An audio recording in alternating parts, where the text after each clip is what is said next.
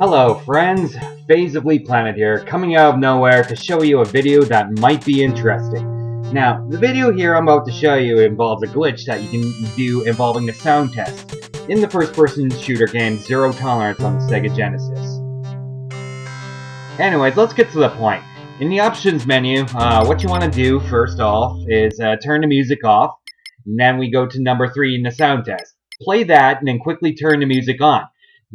What this will do is create a glitch that will replace the sound effects of the game with a series of metallic beeps and boops.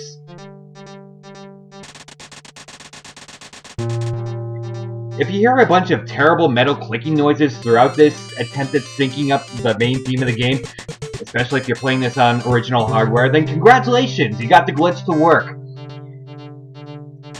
You don't have to listen through the entire song, it's usually around here that the metal clicking noises are a lot more noticeable. Now, if you go back to the sound test again, around like 20 or so, you'll notice that all the normal sound effects that you usually hear in the game are now replaced by an increasing series of pings and beeps. Don't worry, this is purely cosmetic, this will not fuck up your game in any way, and you can actually play through the entire game with these bings and boops. So anyways, to recap whatever the hell I just did, here's some text. Don't worry, this sound change is completely cosmetic, so you don't have to worry about this fucking up your game or console or whatever.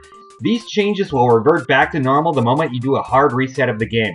And you can also play through the game with these sound effect changes, which I am going to demonstrate by playing through the entirety of the first floor of the game.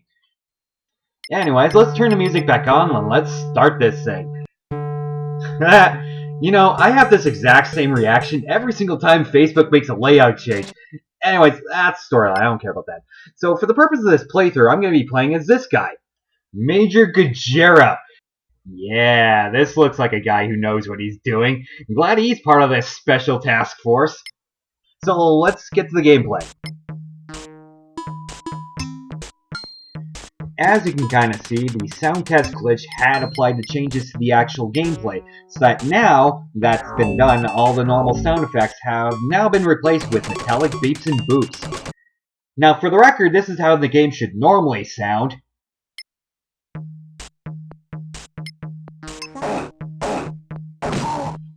And yes, there is a sound effect of me punching the wall.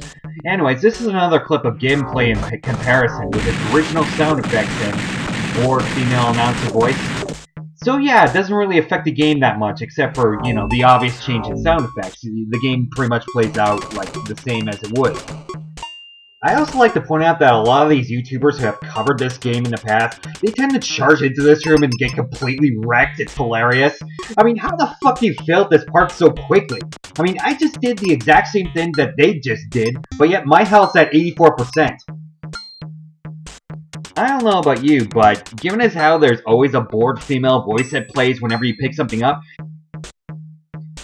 and I also like how all the dead bodies just up and magically align themselves to match the grid of the minimap. I can understand that, because of hardware limitations. And I totally meant to miss there and show off the destructible environments of the game. So anyways, I might as well talk about the gameplay for a bit, despite this footage being like a showcase for a sound effects glitch. And oh yeah, there's a strafe option. Yeah, I bet you those YouTubers didn't know that. Yeah, the AI in this game will only come after you if they're in your cone of vision. See, this room here has the exact same amount of enemies as the one I just recklessly barged into at the beginning of the footage, but since the enemies don't come after you unless they are in your line of sight, I was able to systematically clear out the room no problem. Oh, and by the way, make sure you get the handgun ammo from the dead bodies before they align themselves on the grid. Yeah, despite the minor quirks, I think this game is highly underrated. I mean, yeah, it's not aged very well, but the gameplay here is pretty impressive given the hardware limitations of the Sega Genesis. I mean, it's not often that you find, like, actual 3D segments on the Genesis, let alone a fully functional first-person shooter. So, it has that going for it. I think this is like one of the few first-person shooters on the console itself. Now again, I'm gonna take advantage of the fact that the enemies, they only come after you if they're on your cone of vision.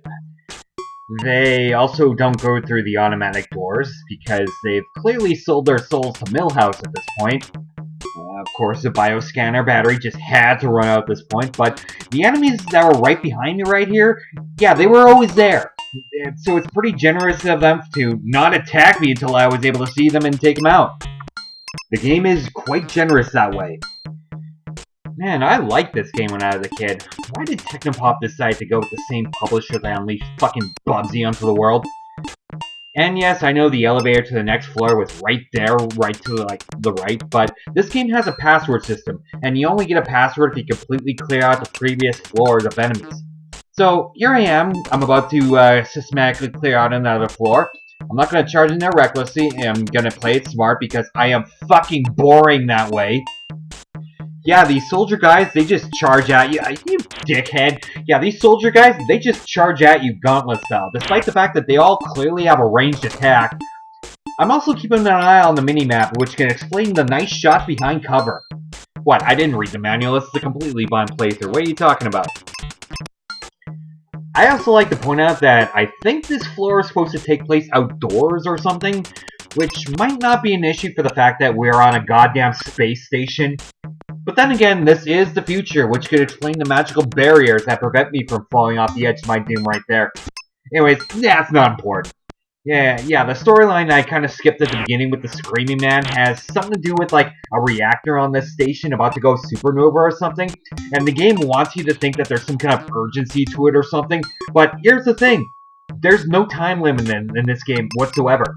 So you can take all the time you want to systematically clear out all the floors of enemies. Like what I'm about to do right here, conveniently enough. Anyways, I'm hoping that you're enjoying this footage right now, despite me talking like a smartass over the majority of it. And it's around here that we normally hear a bored female voice telling me to get my ass to the next floor, replaced with beeps and boops. Anyways, it's highly recommended that you backtrack and get as many ammo and health power-ups as you possibly can on this floor before going on to the next stage and getting the password. Because of how this game works, if you load up a save from a password, every single item from previous floors would just disappear without a trace. Well, that should do it for another edition of Playthrough. This was the first floor of the game, Zero Tolerance on Sega Genesis, published by Accolade in 1994, where I used and abused a sound test glitch in order to clear the first floor of the game. And now, to ultimately demonstrate that this sound test glitch is only temporary, I am going to do a hard reset of the game and use a password to start off.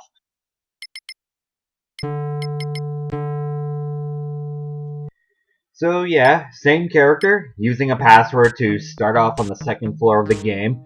I have recharged my bioscanner batteries as part of the initial loadout, and yeah, as you can hear, all the sound effects are back to normal, with no side effects on the actual gameplay. Yeah, don't worry about the screens, those computer machines were running Apple, they were gonna fail anyways.